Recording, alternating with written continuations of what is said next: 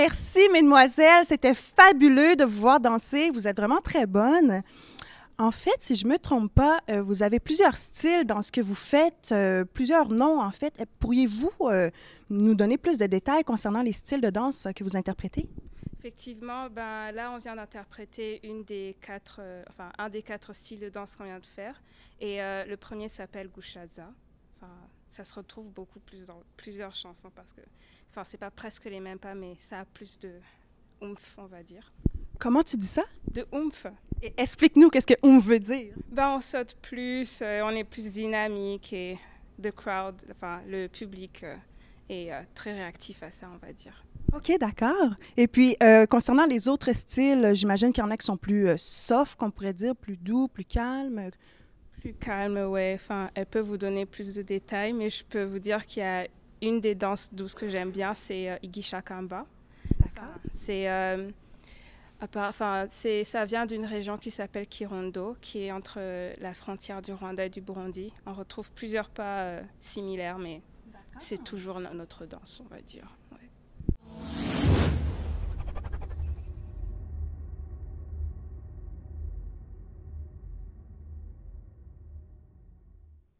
Christa, est-ce que tu as quelque chose à rajouter concernant les styles? Non, en fait, c'est comme elle a dit, normalement, on a 4 styles en tout, à peu près, je trouve. Puis, le style qui revient le plus, que les gens aiment beaucoup plus, c'est Gushaza, parce qu'on a les bras en l'air comme les cornes de vache, et la vache, c'est un animal très sacré dans notre pays, alors au Burundi. Alors, c'est pour ça, c'est la meilleure. Je pense que c'est la danse préférée là, de tout le monde, parce qu'elle est très symbolique, au fait. Ouais. Ouais. Ouais, exactement. Il y a beaucoup de grâce dedans, etc. Alors, c'est pour ça. Ouais. Et puis, ce soir, vous n'êtes que 2, mais normalement, vous êtes plus que ça. Oui, on a tout un groupe. Ils n'ont pas pu être là aujourd'hui, mais sinon, oui, on a tout un groupe, différents âges aussi. On a des dames un peu plus âgées, et puis on a des jeunes, on a des petits-enfants. Ah. Ouais, on a à peu près tout. Oui. Et puis, ça fait combien de temps que vous dansez ensemble, tout le monde?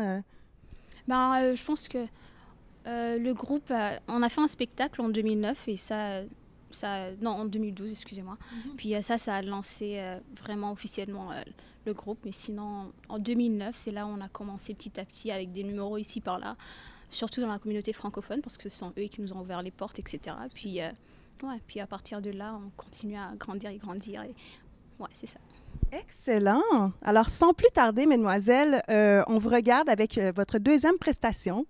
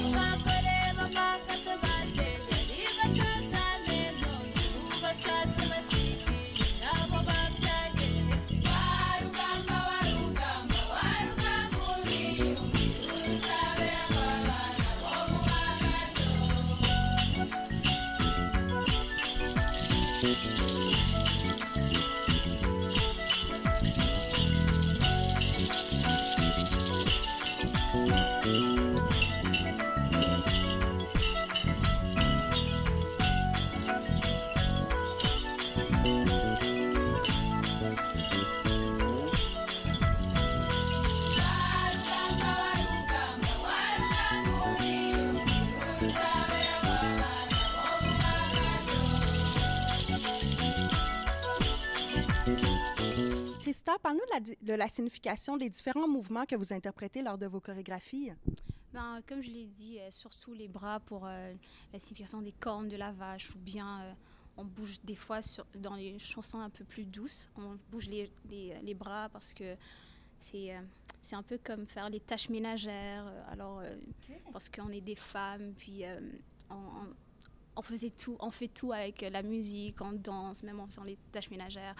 Ou bien juste tout simplement la joie. Des fois, on a des danses où on saute plus, ou on s'éparpille un peu plus parce qu'on est juste content, puis on veut juste sauter. Quand vous tournez, là aussi, là, des fois, vous faites des mouvements que vous tournez les bras en l'air. Est-ce que ça a une signification? Vous regardez vers les airs et puis on dirait que vous...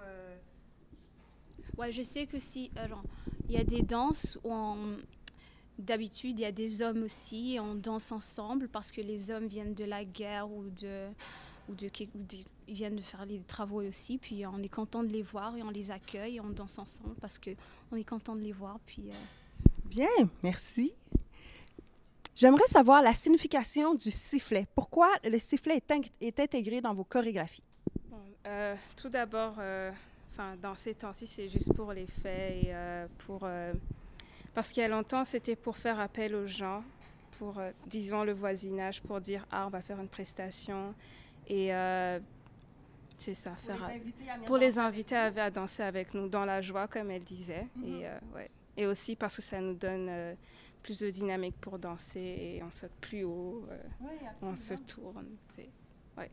D'accord. Et puis, est-ce que c'est vous qui créez vos propres chorégraphies ou vous avez un professeur qui vous aide à monter ces chorégraphies-là?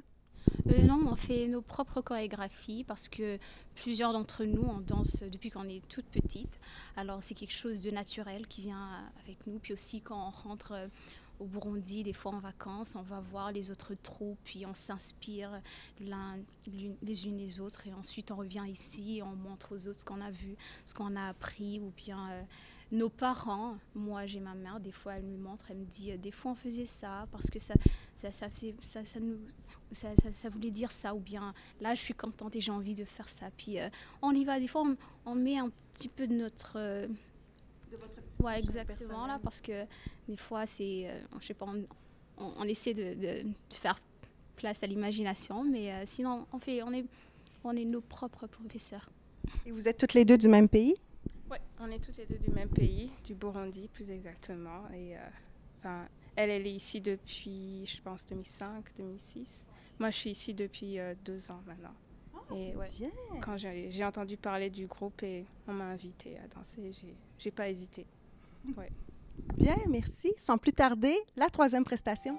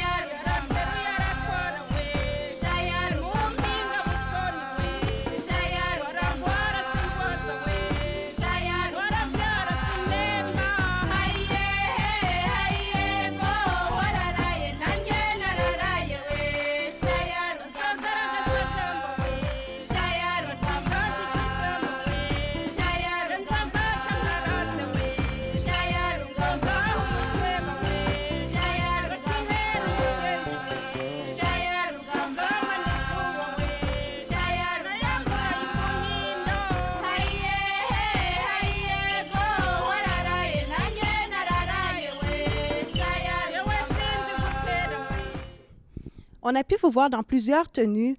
Quelle est la signification de chacune d'elles? Bien, comme ce que je porte là maintenant, c'est la tenue traditionnelle. On porte ça dans les mariages ou bien ce qu'on appelle les dots, puis dans presque toutes les grandes occasions. Puis l'autre tenue qu'on a portée, c'est avec les pagnes en dessous. Ça, c'est un peu plus la tenue de tous les jours.